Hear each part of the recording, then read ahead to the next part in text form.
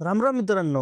आज 27 फेब्रुवारी. आजच्या दिवशी प्रत्येक मराठी माणूस व्हॉट्सअपवर स्टेटस ठेवतो, लाभले भाग्य आम्हा असं बोलतो मराठी. पण मित्रांनो, तुम्हाला खरंच माहिती आहे का की हा दिवस आपण का साजरा करतो आणि आपल्या भाषेला अभिजात दर्जा मिळाल्यानंतर नेमकं काय बदललंय? आजच्या व्हिडिओमध्ये आपण मराठी भाषेचा असा इतिहास उलगडणार आहोत जे ऐकून तुमची छाती अभिमानाने नक्कीच फुलेल. नमस्कार, तुम्ही पाहताय सावली कट्टा. तर बरं, सगळ्यात आधी हा गोंधळ क्लिअर करू. 1 मे हा मराठी राजभाषा दिन, तर 27 फेब्रुवारी हा मराठी भाषा गौरव दिन. आज आपल्या लाडक्या कविवर्य म्हणजेच विष्णू वामन शिरवाडकर यांचा वाढदिवस. ज्या माणसानं मराठीला केवळ बोली भाषा नाही तर ज्ञान भाषा करण्यासाठी आयुष्य वेचलं, त्यांच्या सन्मानार्थ हा आपण दिवस साजरा करतो. मित्रांनो, आता सगळ्यात महत्वाची न्यूज.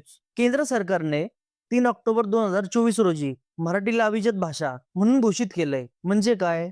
तर आपली मराठी फक्त 200-400 नाही, तर तिचा इतिहास तब्बल 2400 ते 2500 वर्षाचा आहे. ब्राह्मणी लिपीतले शिलालेख असो की गाथा सप्तशी सारखा ग्रंथ, मराठीने काळ गाजवलाय.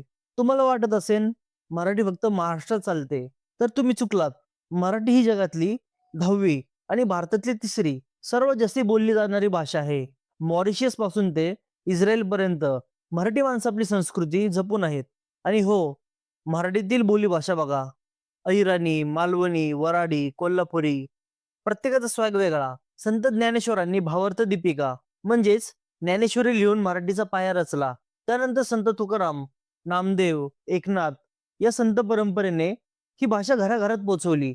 आधुनिक काळात सावरकर, वि. स. खांडेकर जे पहिले ज्ञानपीठ विजेते होते, भालचंद्र नेवाडे, ग. दि. माडगुळकर यासारख्या दिग्गजांनी मराठीला समृद्ध केले. तर मित्रा, मराठी भाषा म्हणजे फक्त शब्दांचा खेळ नाही, तर तो आपला वारसा आहे. ज्ञानेश्वरांच्या ओवीपासून ते पु. ल. देशपांडेंच्या विनोदापर्यंत आपली भाषा समृद्ध आहे. आजच्या दिवशी एक शपथ घेऊया, मराठी बोलताना लाजायचं नाही आणि वाचताना थांबायचं नाही. व्हिडिओ आवडला असेल तर शेअर करा आणि तुमच्या आवडत्या मराठी बोली भाषेत जे महाराष्ट्र कमेंट करा. भेटूया पुढच्या व्हिडिओत. तोपर्यंत बघत राहा सावली कट्टा.